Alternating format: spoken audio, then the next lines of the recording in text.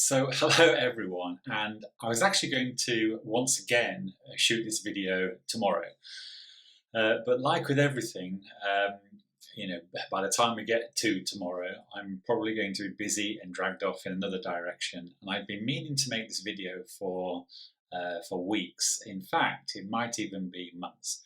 Anyway, I thought I need to sit down, I need to face the camera, and I need to press record.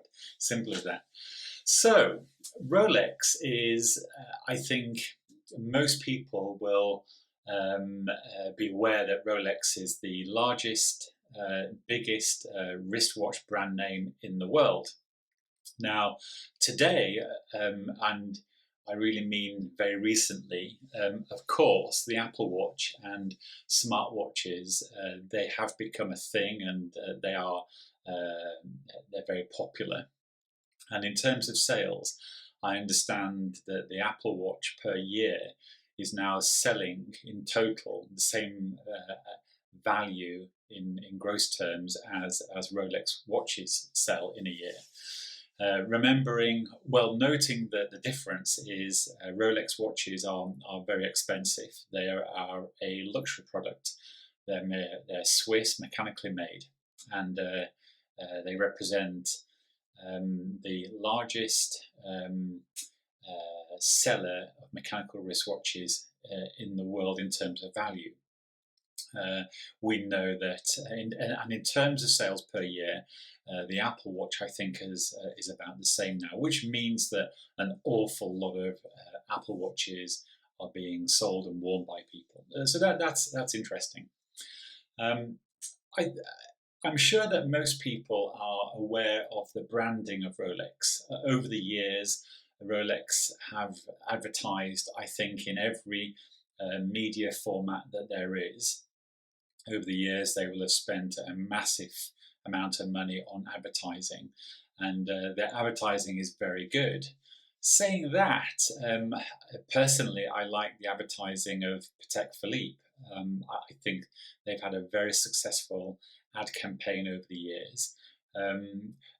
Although I could imagine that many people can argue that Rolex's advertising has been equally as good, if not better, and they are certainly a larger brand, especially in terms of sales figures per year. And in actual fact, Rolex, in terms of sales figures per year, is larger than most other watch brands that are made in Switzerland, all combined, put together. So Rolex really is, in terms of sales, a very large watch company. And ironically, well, not ironically, but interestingly, it is an expensive luxury item. Rolexes today are very expensive. They start around the $6,000 mark, and they shoot up very quickly. In fact, if you're wanting one of the more popular Rolex models, like a Submariner, they're called stainless steel sports models, well, I think they are now around the $8,000, $9,000 mark, and this is retail. And many people will be aware that on the grey market, these very popular Rolex pieces on the grey market actually fetch a premium value, believe it or not. So you have to pay more to get hold of a brand new Rolex on the grey market than it would be at retail price. Now, that is a discussion all by itself, and I will have to do a video on that, perhaps. So maybe I'll touch it a little here. So Rolex is, the biggest, most successful watch company in the world. Actually, what I should say is Rolex is certainly one of the biggest and one of the most successful watch companies in the world, because my own, I suppose, opinion is that the other watch company that you have to take note of, especially if you are saying the biggest, the best in the world, is Casio G-Shock, or Casio. In fact, my opinion is that the two most successful watches in the world to date would be Rolex and Casio. Now, that would certainly have been the case for 5 years ago and maybe 10 years ago when smartwatches didn't really exist.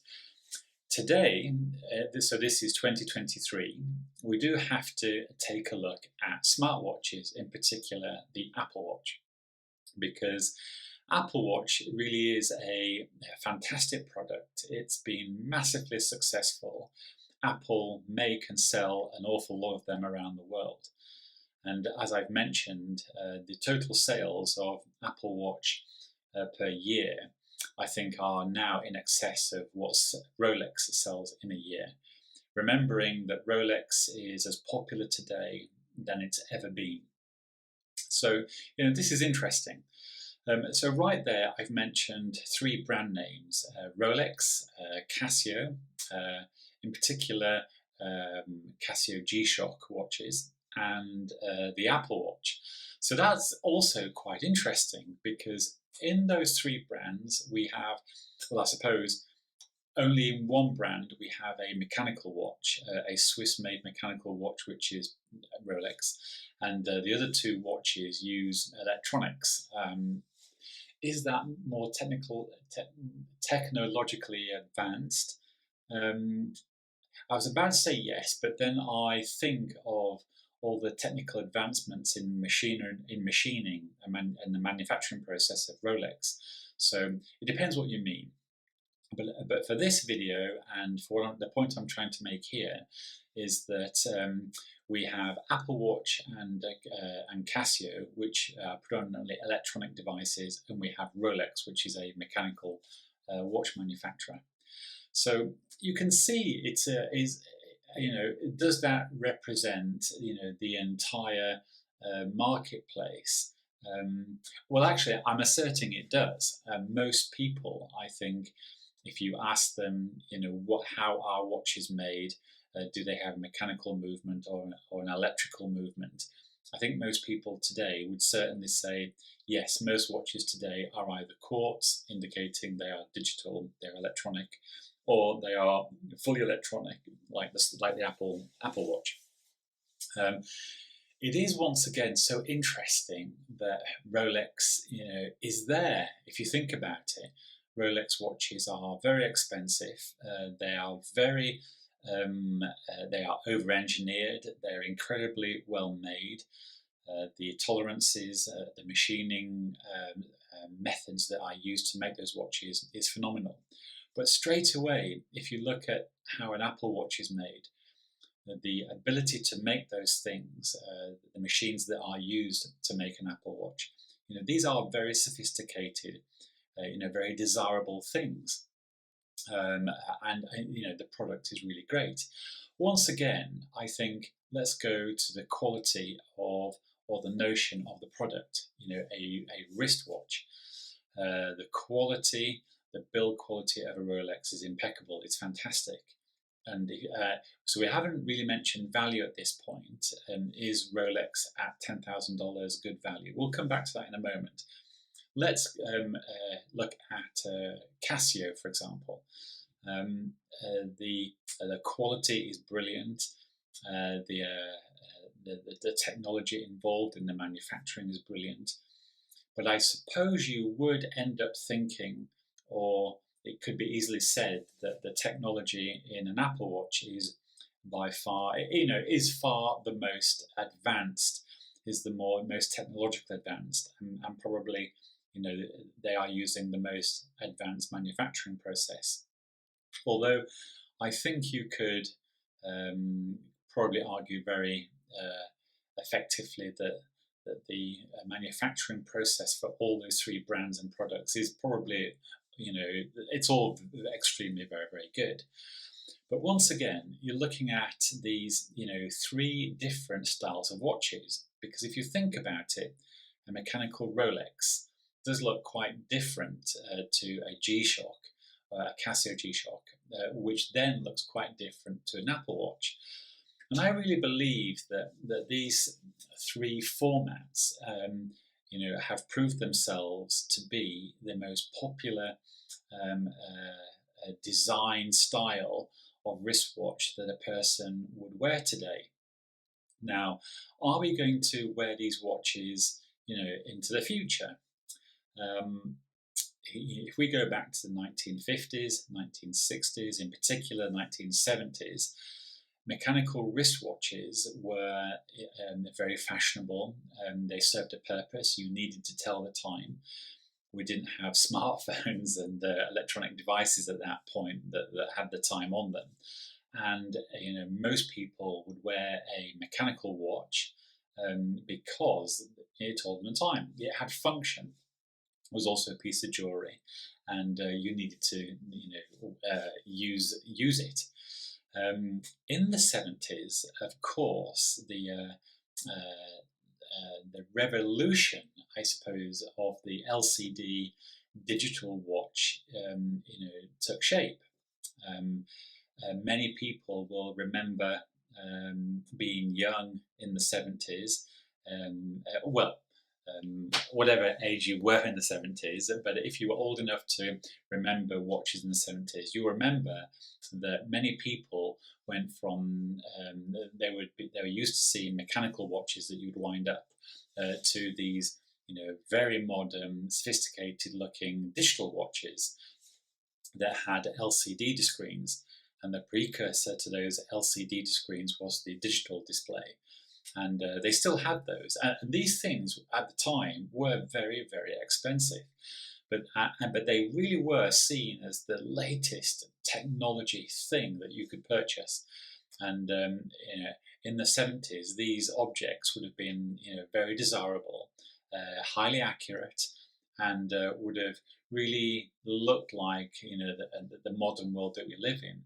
And sure enough, the introduction of the 70s digital watch, was seen as evolution in the watch industry, and Rolex as a company, might not last very long as people transition away from mechanical timepieces over to digital.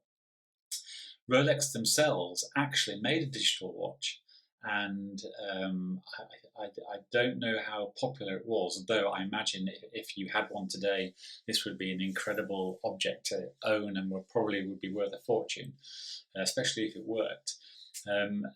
But as I understand it, Rolex at the time decided that they didn't need to really chase the digital format.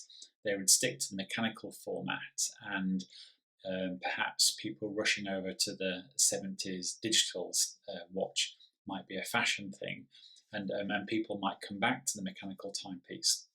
Now, other luxurious brand names had the exact same thought, and it took about 15 years for that to be realized as the fashion cycle went through and people moved back to mechanical timepieces.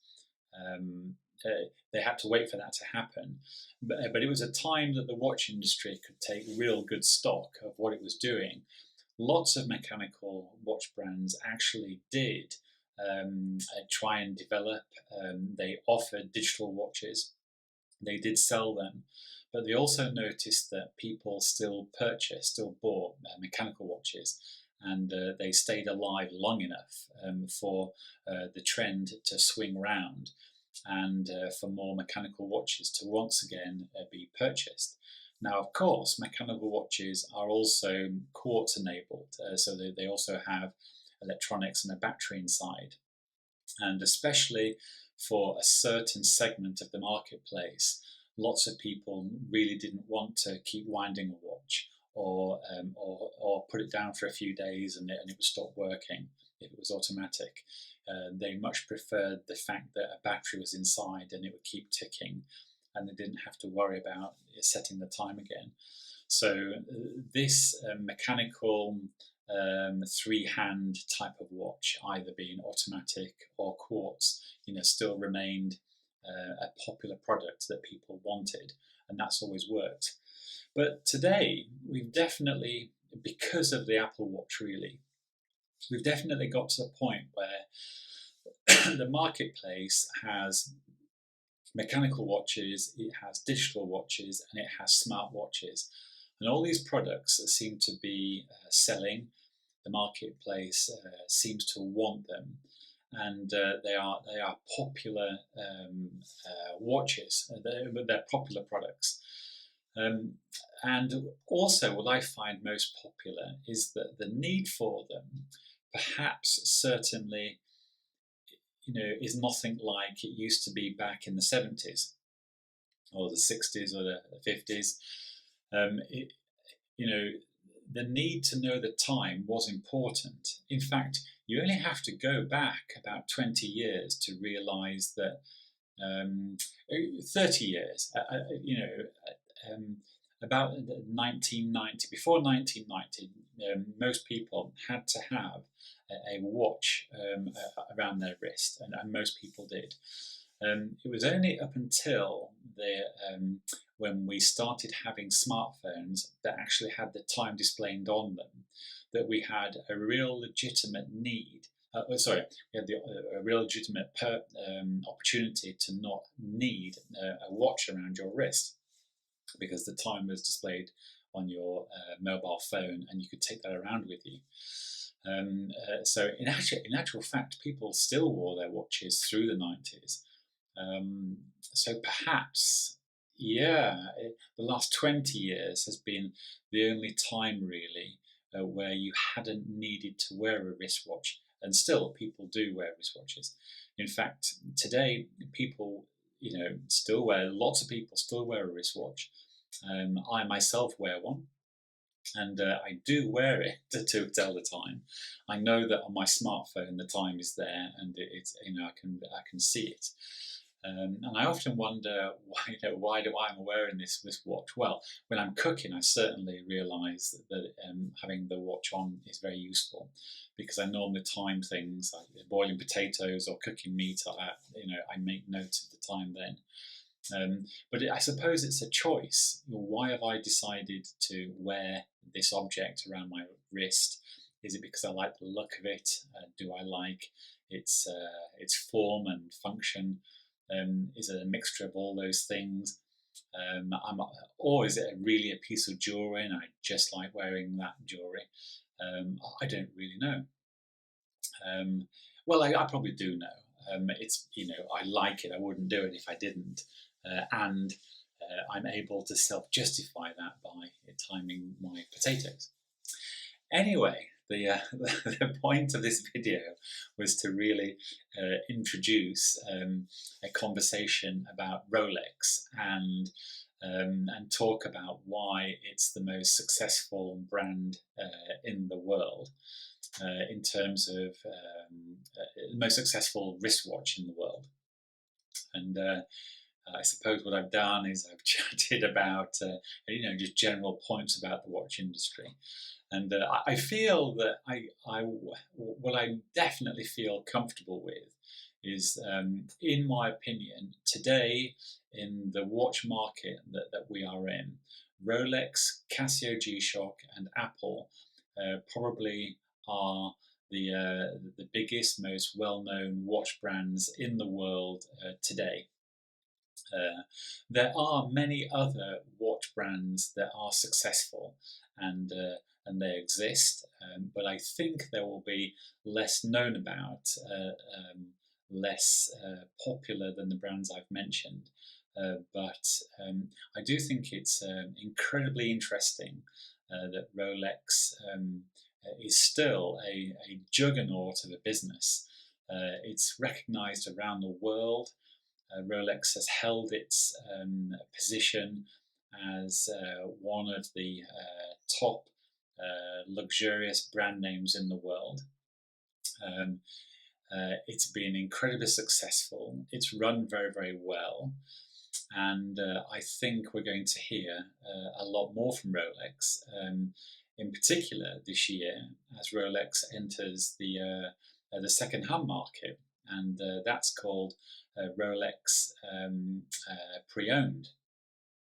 And not many people will be aware that Rolex themselves are going to start purchasing second-hand Rolex watches from their customers and reselling those. And I imagine it also gives Rolex the opportunity to perhaps sell some old display stock that they've had, or maybe they're able to buy second-hand Rolexes from grey market dealers anyway. But Rolex themselves are actually going to be once again providing third parties to sell their products brand new, and they're also now going to be selling their own products secondhand, which is incredibly interesting. And now that certainly is a video for another time. But in this video, I wanted to introduce my interest in this space and mention and briefly talk about Rolex being one of the, or is the most successful, luxurious watch brand in the watch industry. Now, that I shall say ciao, and I will come back again with some. I will talk about Rolex again soon, and I hope everyone is well. And bye for now.